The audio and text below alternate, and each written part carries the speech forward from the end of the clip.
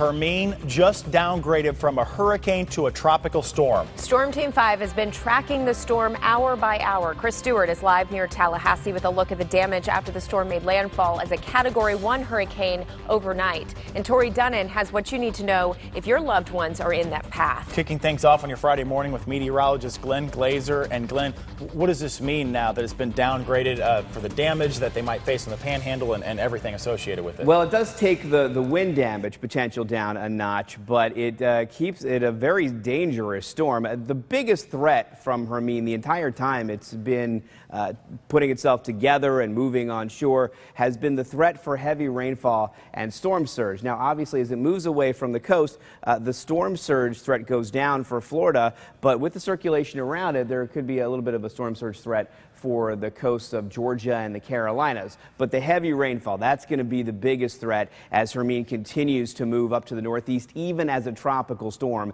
it could dump anywhere from 5 to 10 inches of rain or even more in isolated locations as it travels up through Georgia and the Carolinas today and tomorrow. And you can see the rainfall already spreading up into North Carolina and into South Carolina. Look at Columbia getting some heavy rainfall there in Charleston as well. We've got heavy bands of rain in Savannah, Georgia right now, all the way back near Macon. And look right here as this moves up into Georgia here, Jacksonville on the eastern side here getting this huge band of rain. Another one about to move in there. Could see some rotation in those storms as well. So the potential for some tornadic activity. Daytona up to the Palm Coast with a big band of rain moving through. And also Tampa, St. Pete. Look at these thunderstorms spiraling through right now. And all of this is going to stay pretty much north of our viewing area, which is very interesting. But that's the flow that we're caught in, that southwesterly flow that is really south of the storm. And the storm's going to keep pulling away, so our rain chances will remain fairly low today. We will have a few fast-moving showers whipping through.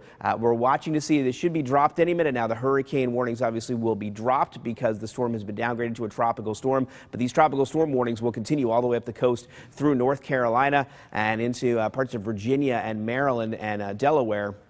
We've got a tropical storm watch that's in effect. So here's the latest track from the National Hurricane Center. Winds at 70, that makes it a tropical storm, moving north-northeast at 14 miles per hour. It cruises up the coast and eventually moves offshore of the Outer Banks of North Carolina by Saturday morning, and then hangs around the northeastern U.S.